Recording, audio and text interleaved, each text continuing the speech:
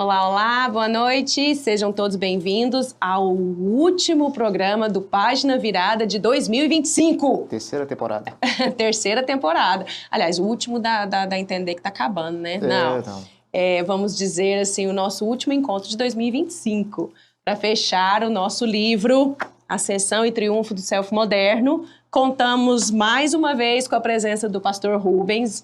Claro que a gente não ia encerrar o livro sem, né, o suporte pastoral aqui ao nosso lado, principalmente porque hoje queremos tratar biblicamente, dar respostas bíblicas, né, diante de todas as questões difíceis, desafiadoras que abordamos aí ao longo desse semestre, falando de toda a trajetória, todo o percurso de ideias, percurso ideológico que sustentou e construiu, né, a cultura que nós temos hoje.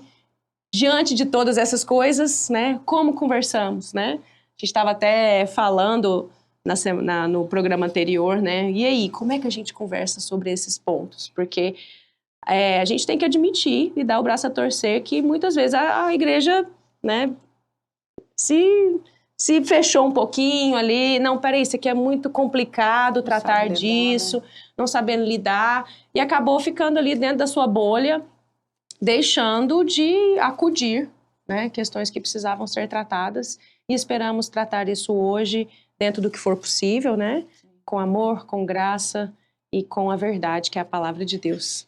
Prontos? Preparados? Pastor, mais uma vez, obrigada. E que seja uma conversa proveitosa. A gente pode encher o pastor de perguntas? Nosso roteiro, perguntas aleatórias. Perguntas aleatórias, aqui é a espontaneidade. Mas antes eu queria só pontuar algumas das principais características, né, do pensamento da nossa era. Nós temos aqui um individualismo expressivo. Então, um ser humano muito definido a partir das suas ideias, dos seus sentimentos, de uma eterna descoberta quem ele é, né? E uma negação também do que é dado. Do que o passado foi. Do que, né? O passado nos impôs. De que, não, você é essa pessoa. Não, quem disse que eu sou? Não, sou eu que sei quem eu sou. Isso. Né? E isso também é flexível, né? A maneira como eu me defino hoje não necessariamente é definitiva. Pode ser que amanhã eu pense outra coisa, né? Se amanhã eu quiser ser um boto, como a gente falou aquele dia, né, daquela cantora, ela vai ser o boto, né? Quem é que vai impedi-la, né? A vida é dela, o corpo é dela, meu corpo, minhas regras e por aí vai. E algo muito forte também é a questão da sociedade da terapêutica, né? Hoje, é até algo apontado pelo autor de contradições que às vezes existem nos tribunais, né, que as leis e os direitos não são mais definidos a partir de questões racionais, né? Não é mais a lógica e a razão que trilha os rumos, né, das leis. É muito mais uma questão de bem-estar psicológico. Não é o bem comum. Não é o bem comum, é o bem do indivíduo. Do indivíduo. Né? Então, ok, existe uma questão biológica contrária, mas como é que eu vou dizer para essa pessoa que ela não pode ter acesso a tal coisa? Ou mesmo a questão do aborto, que é um assunto que a gente tratou, né? Ah, não, mas tem uma vida aqui. Não, mas e a vida dessa mulher? Como que vai ser para ela carregar, filho, né? Ter esse filho, né? Todos os efeitos. Então, essa questão do bem-estar psicológico é o que define muito da nossa cultura hoje. Seja para você ter direito a algo ou para você não ser obrigado a se submeter. Uma cultura extremamente individualista. Individualista. Busca só o seu conforto, a sua alegria pessoal e já não se preocupa mais com a alegria em comunidade. A alegria individual é a mais importante. É o que foi falado do egoísmo, né? E tudo sobrepõe o bem comum. Não existe um bem comum, né? Apesar de, no discurso, falar-se muito em coletivo, mas é mais no sentido de não rejeitar ninguém. Né? Todos são aceitos. De ser inclusivo, de né? Ser, de mais uma perspectiva de inclusão. Se você pensa assim, tá tudo bem. Né? Você aí, eu aqui, e eu não vou te rejeitar ou deixar, né? Você não perde o seu direito de conviver comigo porque você tem uma outra vida, um outro estilo de vida, etc. Né? Então, acho que são essas as principais características, né? Da sociedade atual, né? E uma sociedade muito sexualizada, para não dizer pornográfica mesmo, né? Porque pornografia perdeu até o peso que a palavra tinha, né? Então, assim, ninguém fala pornográfico, mas na prática, nós temos uma sociedade muito ditada pela pornografia. Só que a pornografia foi naturalizada. Quem é você para julgar? É um corpo apenas, né? No artístico, igual a gente discutiu naquele programa. Mas e aí, né? Como é que a gente trata essas questões? Eu queria trazer um ponto aqui que é difícil para a nossa cultura hoje admitir, que foi discutido, inclusive, na questão do transgenerismo e em outros programas passados. A separação de identidade e corpo, né? Então, assim, já está estabelecido de que o seu corpo, principalmente o seu corpo biológico, né? Biologia, não define quem você é. Por isso mesmo, se você se sente diferente do que veio a sua carcaça, essa carcaça é um mero detalhe, você pode modificá-la quantas vezes você quiser. Isso serve tanto para a questão de gênero, mas até que ninguém questiona, né? Porque ninguém aponta os malefícios disso, é envelhecimento. Né?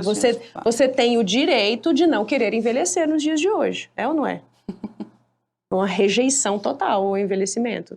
Se o seu corpo vai naturalmente deteriorando, você pode fazer tudo que estiver ao seu alcance para você alterar isso. Ou mesmo se você veio com uma fisionomia que você não se identifica com o espelho, você também pode mudar. Se eu quiser parecer alguma pessoa famosa aí, eu vou aos poucos modificando meu rosto e tá tudo bem fazer 57 cirurgias plásticas no rosto, né, pastor? Então, assim, o corpo não é só um detalhe. E aí, agora vamos para a Bíblia? Esses dias, aí eu queria até que o pastor explorasse um pouco isso. Nós vamos... Pode, né? Pode, sim, né, André? Eu quero fazer minhas perguntas. Eu achei tão interessante uma entrevista que eu estava ouvindo esses dias com um pastor e ele falando sobre a questão do corpo, né?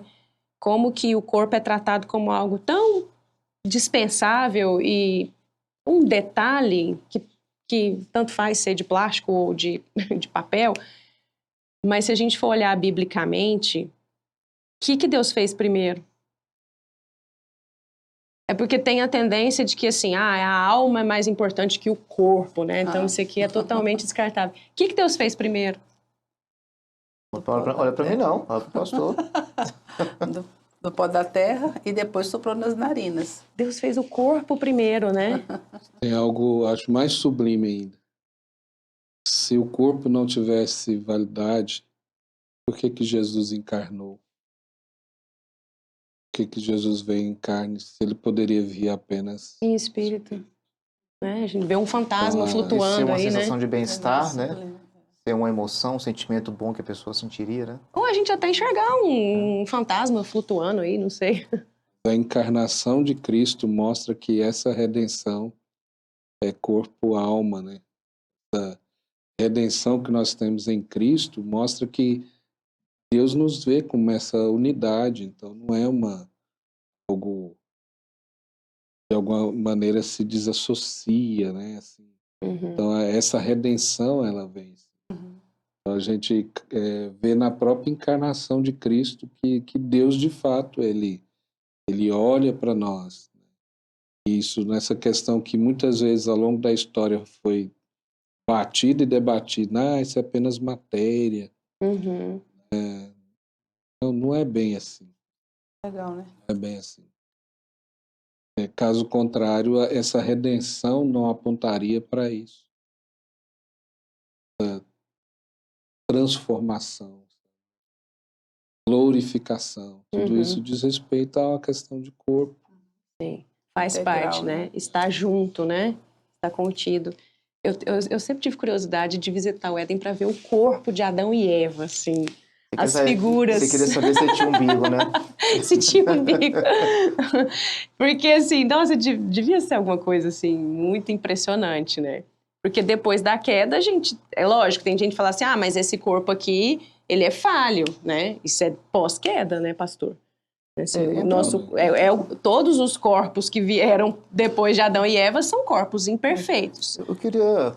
Mas não quer dizer que a imperfeição seja no fato de um homem que deveria ter vindo, né? Homem veio mulher, né? Não é esse o ponto. É o ponto desse corpo ser, como é que fala? Mortal. Completamente atingido pelo pecado. Eu queria conversar, já que nós entramos no assunto de corpo, de visual, né, do corpo, né? Pastor, hoje a gente falou muito sobre essa temporada, sobre as mudanças, né? E o hábito das mudanças na mente da população, da civilização, que foi se massificando, a gente atingiu o ápice no transgenerismo. E o transgenerismo, ele modifica muito a imagem do corpo. Isso, vamos dizer assim, quando uma pessoa dessa adentra a um templo, a uma igreja, ela gera na população que está ali dentro um escândalo. O senhor vê atualmente uma preocupação em começar a pastorear o coração da igreja para a possibilidade de pessoas como essas começarem a buscar a igreja, prevenindo como será a reação da membresia da igreja? Eu creio que tudo passa por um bom entendimento teológico, né? Da gente não se assustar. Eu sempre costumo falar que quando a gente se assombra demais com o pecado do outro é porque deixou de se assombrar com o seu próprio. Você deixou de olhar para si mesmo, né? E a gente tem essa dificuldade. A gente ainda tem uma dificuldade de entender teologia na prática, como eu falei no outro programa. Uhum. Já percebeu que a gente ainda continua falando que uma laranja podre apodrece as outras, e a gente não percebe que, na verdade, nessa lógica de Deus, essa comunhão dos santos, ela é maior do que de qualquer coisa. E às vezes a gente olha para situações e pessoas que estão com dor e sofrendo, se elas chegam até nós é porque de fato estão gritando de dor, e às vezes a gente vai rejeitando ou isolando, criando guetos, né? Vamos criar a igreja que eles se sintam melhor para lá, né? Então, essa ideia normalmente passa na nossa mente, mas eu creio que, como tudo isso também, de novo, é algo novo, nós deveremos entender que, ao mesmo tempo que a gente convive na igreja com pecados que são velados, dentro da igreja pode ter, digamos que, agiotas, um matador, pedófilos que não estão em atividade. Só nega impostos. Só que o visual não aponta para aquilo que é. E nós convivemos bem, né? Ali nós temos agora alguém sofrendo e externamente mostrando exatamente as mazelas de dentro do coração e pedindo socorro. Eu estou conturbado aqui. Então, sim, a gente precisa caminhar sendo uma igreja conselheira, uma igreja que esteja apta para acolher, né, as pessoas nas suas lutas diversas. Eu entendo que isso não é fácil, nem todas as pessoas teriam a maturidade suficiente para isso, mas eu creio que a gente está no caminho pelo simples fato da gente discutir isso hoje dentro da igreja. Então, de perceber a antropologia bíblica e de saber que o problema não é agora. O problema aconteceu em Gênesis 3. Parece que a gente olha para esse problema como sendo algo do século 20, 21. De forma alguma. Não, o problema aconteceu lá em Gênesis 3. E para todos nós. E, ao mesmo tempo, a solução também apontou lá em Gênesis 3. Vai vir um. E é a esse que a gente hoje, como igreja, faz a ponte de falar, olha, nós não sabemos, não sei quais são suas dores profundas aí, não tem como mensurar isso, mas eu posso te levar quem sabe. Né? É só nele esse refazer de alguém até o novo nascimento, eu acho isso fantástico, que é exatamente o que descreve o que o ser humano precisa. Na sua ânsia de alguma coisa nova, fala assim, eu sei o que você está buscando. Aqui está o gancho. Você queria ser outra pessoa, não era? Outra coisa. Eu sei quem pode fazer isso.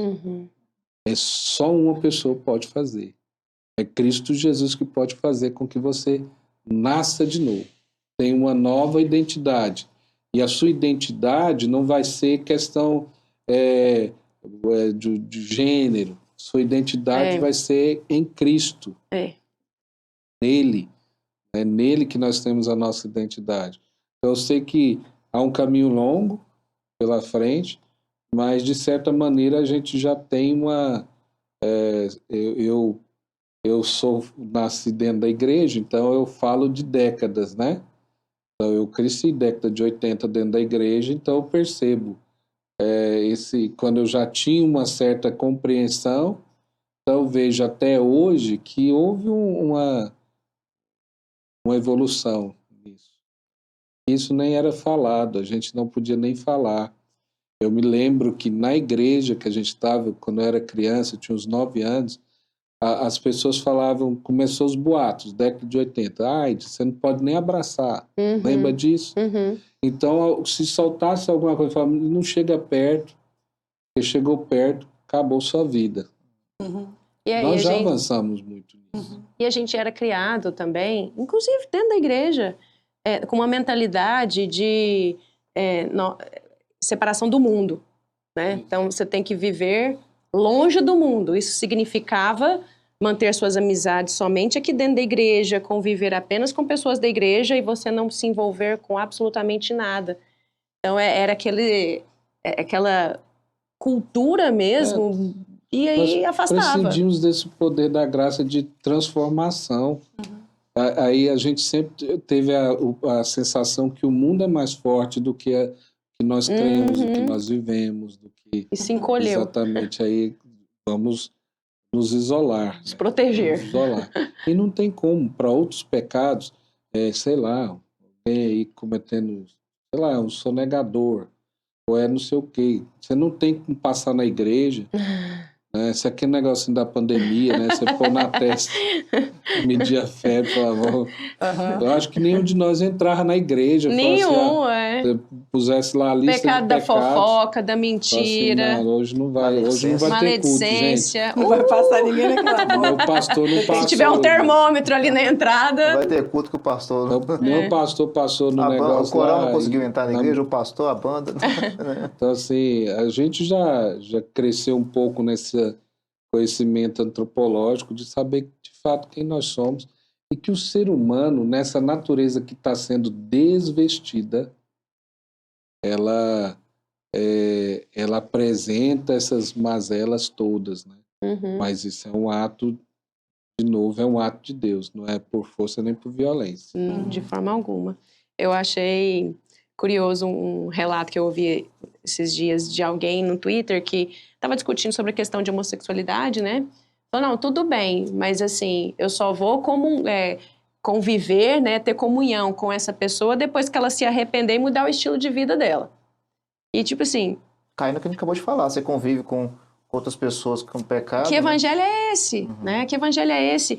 E agora imagina uma pessoa que há muitos anos, né, está imersa num contexto com todas essas questões de identidade, gênero, às vezes já até fez uma cirurgia, né, de mudança de sexo e tal, e de repente vem nela, né, assim, algo fala, né, Deus alcança, ela ouve a palavra de alguém e ela deseja ir à igreja, né? Então, assim, imagina ela no primeiro passo já sofre uma rejeição, sendo que deveria ser recebida. O certo, biblicamente, é essa pessoa diferente, essa pessoa que nitidamente, né, está em outro caminho, ser recebida com alegria, né, com felicidade, a oportunidade dela se sentir amada. Como o pai recebeu o filho pródigo, né? Mas eu tenho uma pergunta.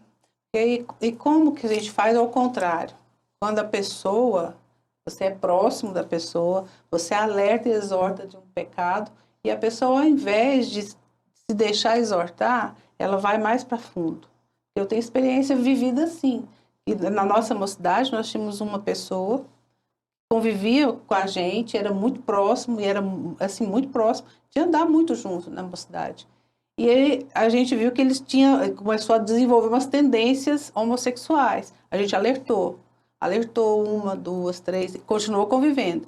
Mas a pessoa, ela simplesmente, deliberadamente falou, deixa eu viver o meu pecado, porque essa é a vida que eu quero. Uhum. Foi com essas palavras. E hoje ela se convenceu de que aquilo não era pecado. Vida e que aquilo não era pecado. Que aquilo libertava ele. Uhum. E aí, ele fez a transição de gênero, a mudança de sexo. Como é que a gente trata nesse caso? Orando. Essa é uma, de novo, a gente sempre tem que ter esperança, quando a palavra de Deus fala que ela não volta vazia, ele faz o que lhe apraz, de descansar nessa soberania de Deus em algumas situações. O entendimento de que ouviu, e que soberanamente,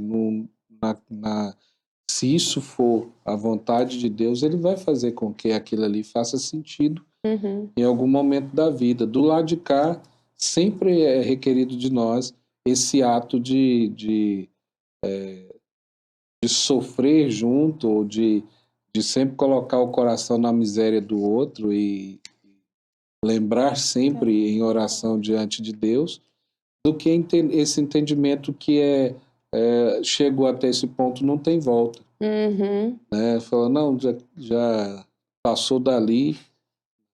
Deus não é capaz de... Já foi. Já né? recebeu tudo que tinha para receber, se foi embora, não volta. Nem é essa, assim, porque a gente sofre, né? Porque você vê a pessoa querendo ir mais fundo. Mas, assim, a convivência, ela é muito difícil. Porque se a pessoa, você não tem mais nenhuma afinidade. Entendeu? A convivência é que não dá mais. O afastamento, entendeu? Às vezes, é natural, porque a irmãos, própria pessoa vai se afastando, né? Afasta. Porque ela sente que se essa é uma escolha dela e ela já sabe de qual é o nosso posicionamento, provavelmente ela vai achar que não faz sentido mais continuar. Né? Ela vai buscar um lugar onde a escolha que ela fez vai ser aceita. Isso. Pastor. E olha pra gente com rigor ascético, você fica apontando o dedo, mas é essa a vida que eu escolhi. É muito ruim. Nos fins dos tempos, coisas como essas estão acontecendo agora, deveriam acontecer mesmo, né? Né? Muitos, não estou falando pergunta que não é minha, não. Pergunta de muitos, né? Muitos pensam. Há jeito? Vale a pena tentar correr atrás desses pecadores? Ou é um prólogo do fim dos tempos e aí você não tem o que fazer? Sempre a gente... Desculpa. O ar. A gente tem que entender essa realidade do Evangelho, né? Enquanto nós estivermos aqui como igreja, né, nós temos um papel a cumprir. É entender que, de fato, esse Evangelho continua sendo o poder de Deus. Então, em toda e qualquer situação. E a igreja, ela foi exatamente estabelecida para cumprir esse papel de referencial, de luz, tal. E isso diz respeito a todas essas questões. Então, até o dia de Cristo, nós temos um papel a cumprir.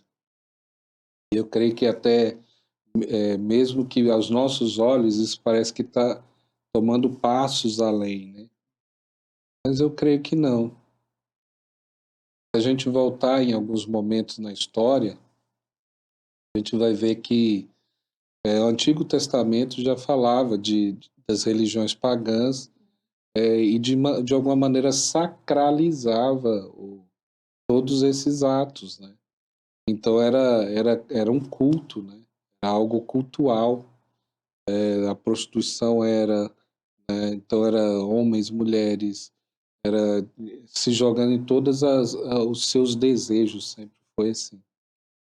Então a gente só vê, na verdade, a cultura fazendo essa evolução, né? Ela tentando de novo dizer, olha, aquilo que a serpente diz, sereis como Deus. Seja um Deus. Se eu sou o Deus da minha própria vida, eu determino tudo que eu sou. Eu faço o que eu quiser, eu ajo da forma que eu quiser, ninguém tem nada a ver com minha vida. E é o que a gente vive e sempre viveu, o ser humano sempre viveu assim. Então cabe a nós ainda continuar pregando o evangelho, demonstrando que de fato a gente está pronto para caminhar, para receber, né? E não a ideia da gente viver como se fosse também um gueto onde todos nós aqui somos super sarados. Os santos. E sem nenhuma... Imaculados, né? Desculpa a palavra, pereba. Esses dias eu Seria uma estava falando na palestra e então aquela música lá, né? Procurando o bem, todo mundo tem pereba, né? Então, se olhar de pertinho, e a gente precisa ter essa condição. Mas agora, sim, eu sei que nós olhamos e nos alegramos, porque tudo aquilo que agora tem sido bom em nós é porque o Evangelho está refazendo. O Evangelho está mudando, né? Eu tive contato com uma história. Eu fui criado no lar evangélico e fui criado com essa mentalidade de distanciamento. Um dia eu tomei susto.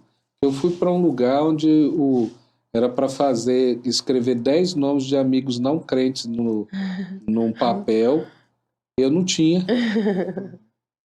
Não tinha. Eu assim, mas e agora? Como é que eu faço esse trem? Que era o tal de Projeto André. Eu falei, eu não tenho 10 nomes. Aí que eu fui perceber, eu fui criado, né, só se afasta de tudo isso.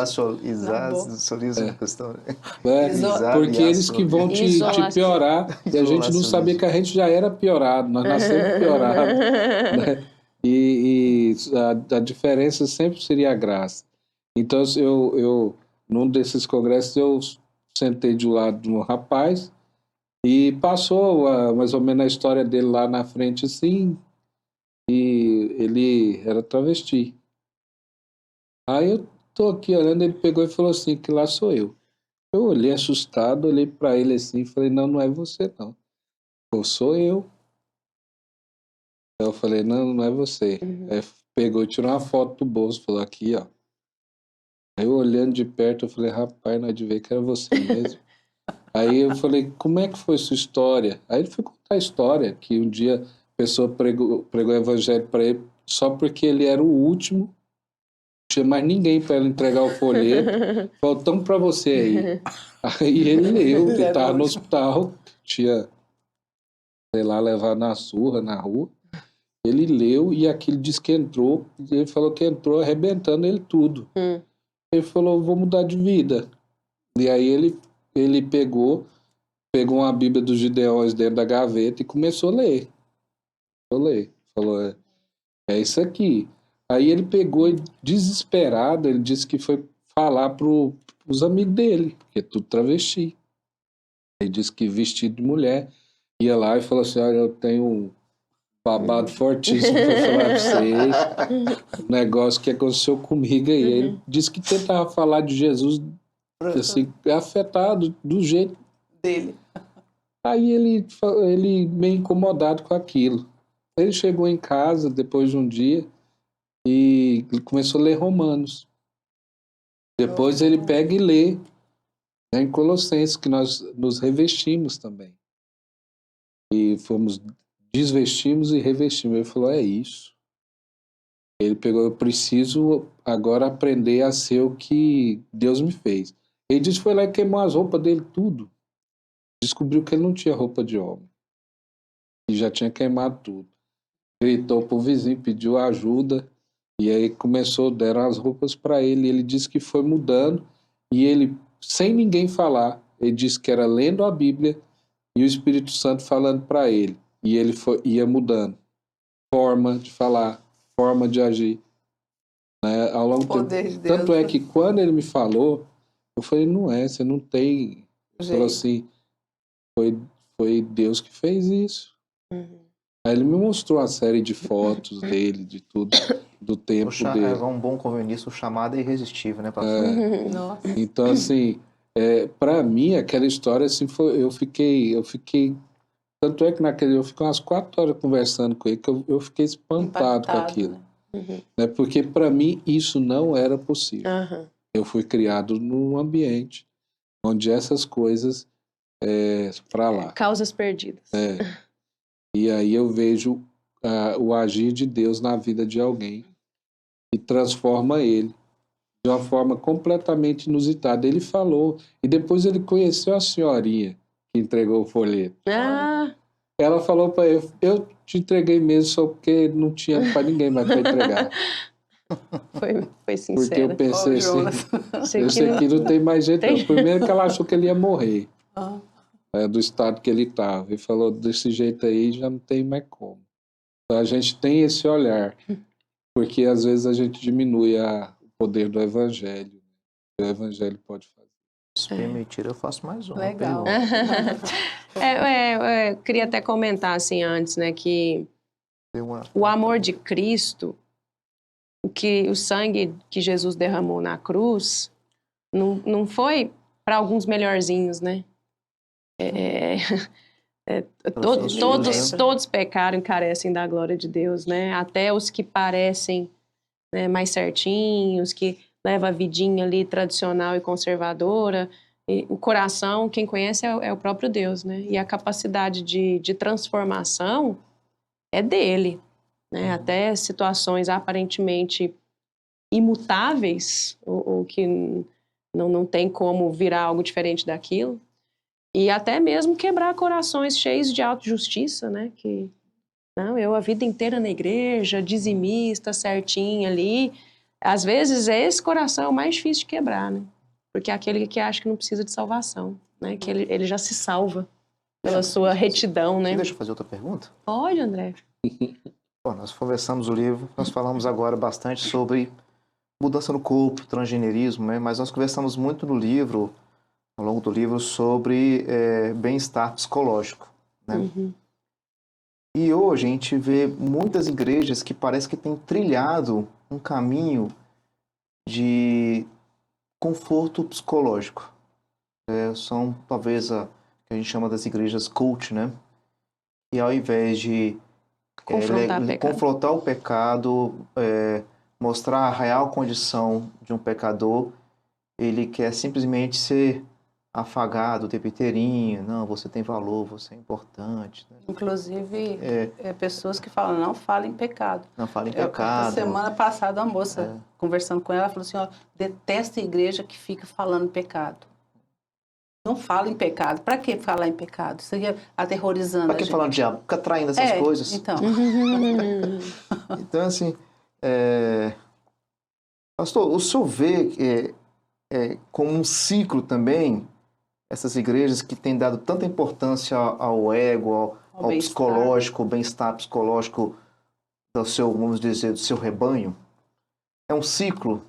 O senhor já viu isso em outro momento durante o período que o senhor... A igreja terapêutica também, né? A igreja terapêutica. Tem um livro, acho que ele ainda não foi traduzido para cá, acho que é Breakout Church.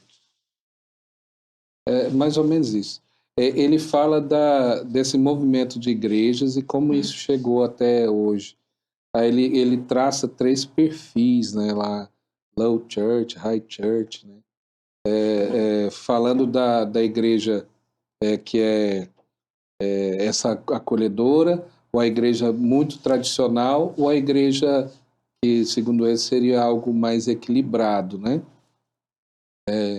E aí ele caminha nessa perspectiva, que a gente vê que, de alguma maneira, nós também, até por essa não desejo de confrontação, de não perceber que o evangelho ele é confrontativo, por causa da nossa natureza, ele produz um outro evangelho.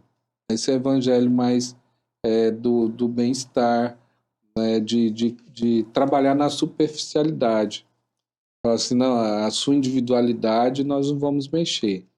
Né? Nancy Pierce já falava isso naquele livro Verdade Absoluta, falando dessas caixinhas que a gente tem, público, privado, Então, de alguma maneira, as pessoas não querem mexer ali. E aí nós produzimos um certo movimento, mesmo onde a gente trabalha a perspectiva do evangelho na perspectiva também do cliente. O que eu quero, o que você quer. Né? Alguns falam que é o evangelho McDonald's, né? Você escolhe. Se você não quiser o picles, tudo bem, tira o picles. Né? Só que quando a gente vai olhar para o evangelho, a palavra de Deus sempre fala, quem retirar uma, né? Retirar, sempre teve esse ponto. Isso aqui, ó, se você retirar algo da obra de Cristo, ele deixou de ser evangelho. Paulo fala isso aos Gálatas, vocês não estão, vocês estão outro, é outra coisa, não é evangelho. E às vezes por esse não entendimento, nós geramos um movimento assim, né, onde aí eles falam, não, vocês não aceitam, nós aceitamos. Não, mas não é essa aceitação que nós estamos falando. Nós estamos falando de, sim, você continua sendo ser humano, a imagem e semelhança de Deus, você precisa de Jesus como eu preciso. Mas de acordo com aquilo que a palavra de Deus diz, a aceitação que eles querem é uma aceitação dos próprios desejos dele, da que não negação, definiu. né? Individualidade, você não, Deus quer você assim, Deus fez você assim, então fica do jeito que você está. Né? E o evangelho sempre foi confrontativo, né? Nos levando a um padrão que Deus estabeleceu e que está impresso no coração de cada um. Todo mundo sabe que está em rebeldia contra Deus, no fundo, sabe, e fazendo de maneira consciente, não é inconsciente. É o evangelho é uma prática de igreja, né, de ajudar o indivíduo a buscar a sua melhor versão, a encontrar a sua melhor versão. Porque isso é a gente perceber o que tudo aquilo que nós estudamos chegou dentro das igrejas. Sim. Né? E aí, é ajudar você a encontrar a sua melhor versão, né? Então, assim, vai te colocar para cima, né? Você vai andar nos caminhos, etc. Mas a gente não precisa ajudar você a enxergar a sua pior versão, né? Mas, assim, e o evangelho não tem como você passar por um sem ver o outro. É literalmente enxergar que nós somos a pior versão, mas mediante o sangue de Cristo, né? Nós não somos nem um pouco terapêuticos. Não, nem um pouco terapêutico. Mas também a gente não pode simplesmente chegar e apontar para a pessoa a melhor versão, a pior versão dela, que eu tenho também, você tem, né? Que é a nossa natureza pecaminosa, e virar as costas e ir embora. Né? Assim, aí eu só cumpro metade da mensagem. Domingo eu estava falando isso na sala de escola dominical, que nessa questão que envolve essa questão terapêutica, um autor ele fala assim, olha, ele faz uma brincadeira, fala assim, as pessoas hoje, digamos que o evangelho fosse a limonada perfeita, que num dia de muita sede, de calor, ela saciasse plenamente a sua sede. Então vamos lá, quem vai fazer isso? A igreja. Aí a igreja, com determinado pensamento, ela pega e espreme 10 limões num copo e fala, toma aí. Aí a pessoa toma, fala assim, meu Deus do céu. É aquele Deus azedo, Deus completamente azedo, né? De tal, não tem graça ali, não tem espaço para graça, que não tem espaço de misericórdia, não fala da palavra de Deus quando ela fala que Deus é longânimo, assaz benigno, quanto os céus se afastam da terra, assim a minha misericórdia para convosco. Uma série de textos que fala de Deus assim, que ele nos trata dessa forma, né? Aí fala, não, Deus escreveu, não leu, acabou, né? É isso. Então, aí o outro lado, vem esse outro lado terapêutico, fala assim, nós temos um jeito para você, faz a limonada, pinga lá uma metade do limão, bota água, pega um pote de açúcar e joga lá dentro. E aí fala, olha aqui, ó, aí aquele Deus açucarado, doce, chega a ser... Você fala assim, mas aqui não mata a sede. Você fala assim, não, né, Deus já deu. Doce. Deus é doce. Só doce. E não mata a sede. Se na primeiro gole você acha delicioso, mas depois... Então a luta é se conformar com aquilo que a Bíblia diz, que a limonada perfeita é o equilíbrio entre isso, tanto certo de limão, tanto certo de aguinha gelada, né? Tanto certo de açúcar. Né? E isso só o evangelho genuíno que faz. E ele mata a sede. Ele vai matar a sede. Então, tanto aqueles que buscam aqui, eles vivem com sede e às vezes eles nem querem tomar. O outro lado aqui toma, mas fala assim, né, não vê satisfação para a sede. Na verdade, eles cada vez tomando mais e fala assim, aqui não mata a sede. Né? E a nossa luta é mostrar um evangelho genuíno de quem de fato Deus é. Verdadeiro. Quem de fato nós somos. Quem é Deus. O que Ele fez em Cristo por nós. O seu pecado não é tão pequenininho, não é só um desvio de rota, não. Senão, Ele não teria mandado o Filho dele para morrer. Não era necessário que Cristo Jesus morresse se o nosso pecado fosse só tem só umas coisinhas no meu coração, tem uns probleminhas aí, mentirinhas de vez em quando. Não, foi necessário morte. Tem gente pior que eu. Foi derramar sangue para que eu e você tivéssemos essa possibilidade, né, de redenção. Então, a gente precisa pregar o evangelho autêntico, precisa falar a respeito do que de fato Jesus é, de quem o homem é. Né? O autor que fala toda antropologia que comece sem Deus, ela caminha para a idolatria do indivíduo. Qualquer uma. Então, todos os sistemas que nós temos que retira Deus da antropologia para responder o que foi do programa passado, quem eu sou, ele vai caminhar para a individualidade. E aí, subjetivo. E a gente não pode esquecer também que a identidade, né? Tem gente que cai muito nisso, né? Ah, mas essa é a minha identidade, né? Eu desde que eu me entendo por gente, eu me vejo assim, né? E a Bíblia diz que eu não posso ser assim. Como é que eu faço, né? Essa é uma questão de identidade. Mas o que a Bíblia nos aponta é que, em função do pecado, todos nós aqui temos noção de identidade corrompida, né? A única certeza que nós temos é quando nós olhamos, em termos de identidade, é quando nós identificamos a nossa identidade em Cristo, né? Que foi o que o senhor falou, né? Uma pessoa criada à imagem e semelhança de Deus que foi restaurada, né? Regenerada pelo sangue de Cristo. Então, é eu estar em Cristo. E, às vezes, na cultura de hoje, a nossa tendência é definir a nossa identidade pelo aquilo que nós amamos, né?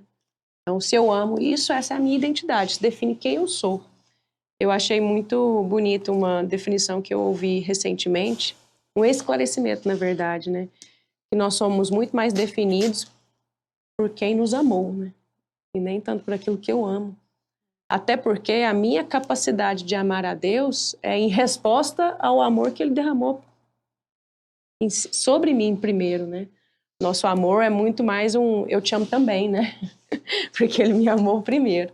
Só assim nós somos capazes. Então, a minha identidade é serva de Cristo, mas pela obra que Ele fez em mim. Agora, quanto a eu ser disso ou daquilo outro, o fato de eu ser mulher faz parte da minha identidade também. Mas todas as outras questões são características, né? São qualidades. O fato de eu ser destra ou canhota não define quem eu sou.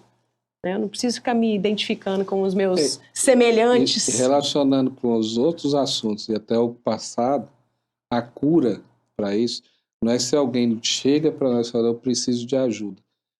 Digamos que era uma mulher que relacionava com mulher. Então a gente já sai e fala assim, então a primeira coisa que você vai fazer, você vai casar com um homem. Ou você quer mostrar mesmo que você mudou, um homem casa com a mulher. Esse é o padrão simplório que a gente se impõe. É só espremer o limão, né? E aí a gente não entende que, na verdade, ele precisa primeiro encontrar a identidade dele em Cristo, satisfação em Cristo. Né? Caso contrário, isso não vai dar certo. Não vai ser mudando, não vai ser alterando a prática de vida que vai encontrar essa identidade, né? Eu queria fazer mais uma pergunta, mas nosso tempo acabou. Nosso tempo acabou. É hora de despedir da temporada. Oxe! Bom, então é isso. E fica até um convite também.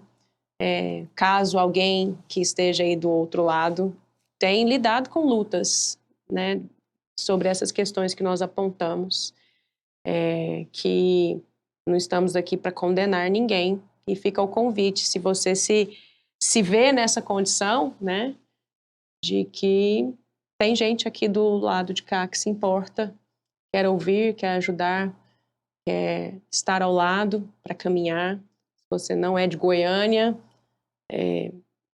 faça um contato com a gente, ou procure Pode fazer o contato aí, né, pelos nossos canais de comunicação. Certamente haverá alguém para conversar com você. Se você é de Goiânia e quiser nos fazer uma visita, será um prazer recebê-lo. Essa não pode ser uma luta solitária, você não precisa lidar com isso ou tentar vencer sozinho, porque ninguém precisa, né? Nós podemos em Cristo, mas também inseridos numa comunidade saudável cristã que pode ajudá-lo. Então fica aí o convite, né, para estar conosco nos nossos cultos, aqui na Primeira Igreja, no 68, no centro. E os nossos canais também de comunicação estão abertos, né? E fica um convite também para continuar nos acompanhando próximo ano, 2026, com novas leituras, novas discussões. Queremos sempre ter aqui conversas maduras e conversas que tratem de questões atuais, né? Não nos fechando no nosso mundinho, não nos protegendo aqui, pelo contrário, tendo abertura para conversas dentro da nossa perspectiva, daquilo que cremos que é a verdade. Obrigada a todos que nos acompanharam nesses programas esse ano, especialmente quem está aí desde a primeira temporada, né? E atravessou nossas intempéries com áudio, com tudo, né? Recentemente passamos aqui por algo totalmente imprevisto. Nosso estúdio foi inundado, quase que não... Quase não tivemos estúdio.